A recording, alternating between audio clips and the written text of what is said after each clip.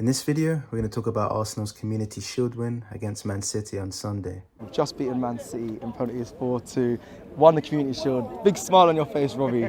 Yeah, because that was a great performance, I thought, by Arsenal, you know what I mean? Yeah, it was impressive. Obviously, Man City are the current Premier League holders, the current Champions League holders, and the current FA Cup winners as well. The fact that they won the treble last year, but we managed to go toe-to-toe with them and end up winning the game, it's mightily impressive. Speaks volumes as to how far this Arsenal team has progressed over the years under Mikel Arteta. You know, when he came in, we were a bit of a mess, finishing mid-table twice, 8th. But now we're really up there, you know, one of the best teams in England.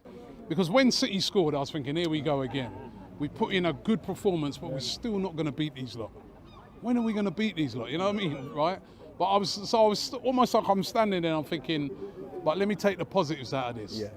There's been no difference. There's been nothing in this game.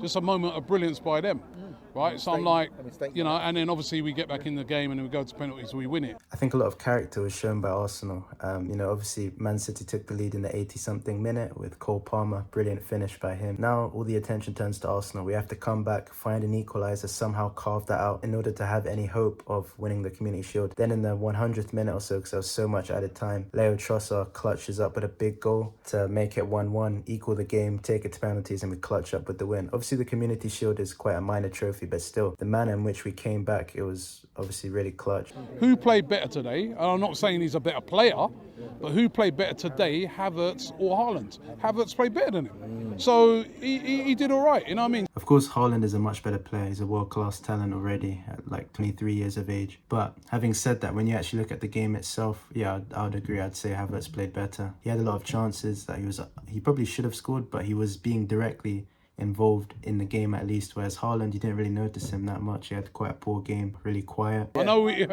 know people are just going to say, well, it's a shield or whatever, which, listen, it's not one of the major trophies, we know that. It was just nice to get one over City, man, you know what I mean? I'm fed up with these men winning it. I was like, are they going to win everything? Oh, honestly. The Community Shield as well? Honestly. What? Yeah, of course, the Community Shield is not the biggest trophy in the world. Obviously, there's bigger cups, the FA Cup namely, Champions League, Premier League, etc. But the fact that we did manage to get one over City, they're serial winners. In the past 5-6 years, they've won almost every trophy imaginable. So for us to finally win something over them, it is obviously a nice feeling, especially as an Arsenal fan. Not even just if you're an Arsenal fan, to be fair. Just most rival fans to Man City clock that it is kind of dead when they're just winning everything. So for another team to get something over them is quite refreshing. Doesn't happen too often, to be fair. I like how we strengthened this summer. We started today with 3 new signings, remember? You know what I mean? So I like what we've done in the transfer window. I still think we could maybe possibly bring in one more attacking player, but you know what I mean? Yeah, it was nice to see Rice, Havertz and Timber getting some minutes on the pitch. For Arsenal, obviously, our 3 new summer signings. Declan Rice, obviously the main man, £105 million, our marquee signing this summer. And like I said, he played all right. Havertz was decent, Timber as well. I think, yeah, we could potentially get another player in, namely a striker or something like that. Or maybe a backup winger if Saka and Martinelli get tired.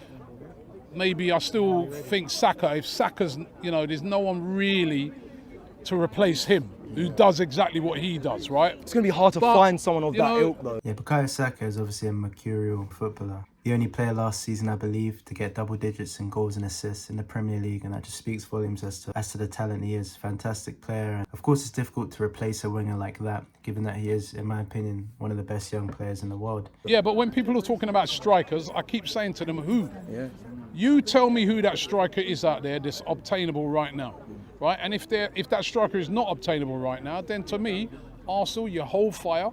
And you wait until January or you wait until next season before, because goals weren't our problem last season. Yeah, we did score a lot of goals last season, there's no doubt about that. Bukayo, Martinelli, Odegaard, Jesus and Nketiah all chipping in, even Granit Xhaka. But I do feel like a striker could help because, as I said before, Jesus is alright, but I think he could get injured, and then Nketiah as backup isn't the greatest, not bad, but I do feel like we could strengthen a bit in that position. I think that extra defensive cover of Declan Rice and Timber has been a really good move by Arsenal. I really like what I saw today. That was good. Yeah, I think the signings of Declan Rice and Jurrien Timber should hopefully prove to be a good choice by Mikel Arteta. Obviously, Declan Rice was mightily expensive, £105 million. Jurrien Timber, not quite that much, but we're signing him to try to shore up that defence at the back, make sure that we're defensively solid and we don't ship too many goals. But hopefully when the season arrives, those two will be some of our key players in terms of defence. And from an offensive point of view, obviously that's down to players like Saka, Martinelli, Ødegaard, etc. Feels like Arteta, this is the 11. It feels like the Yeah. start 11 we saw today. I think Are it's we the 11. ready? Yeah?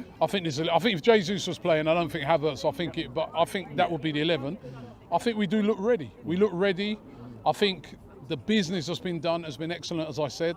I think Arsenal, of all the teams, have done their business early, right? Which is unusual for us. Normally, deadline day was scrambling around for man. I would say I think we are ready. We have definitely made our signings quite early on. You know, Rice, Havertz, Timber. We got them done fairly quickly. In terms of our pre-season, we've done well. We've beaten Barcelona. We've beaten Man City. These are two of the biggest teams in European football. So for us to beat those teams and make those signings, I'd say we're in a decent position going into the new season. Obviously, the Community Shield was a curtain raiser to the upcoming Premier League season that starts this week. But to be fair, only time will tell how we'll fare in the Premier League for 2023-24. Look at the game today. There's not much of a gap. I know it's early. I know it's a Community Shield. I know City, Big Steve's right. They'll get better. They're a top side. You know what I mean? It's always going to be difficult to go to the Etihad and beat them. But we're up there with them, definitely. You can see that this year. We're definitely up there with them. Yeah, it'll be interesting to see how the title race actually does pan out. I think we are close to City, but I'd still say City are slightly better than us. When you look at their squad, the quality that they have, they can take off certain man, bring on other man. We also do have an element of squad depth as well with the signings we've made, but I'd say City's depth is a bit better than ours. Saying that, the players that they've sold, you know, Riyad Mahrez, İlkay Gündoğan, etc., these are top footballers that have left the club, so replacing players of that mode is obviously not the easiest thing. They brought in Kovacic. Is he Gündoğan level? Probably not. Still, like, the squad depth and the quality of players they have is mad. So in order for us to, you know, beat them in the title race, we just have to be really on it, and we're going to have to hope that at some stage they drop points more than us, or we manage to somehow beat them at home or away, which is a tall order against the City side, but we'll see how it goes.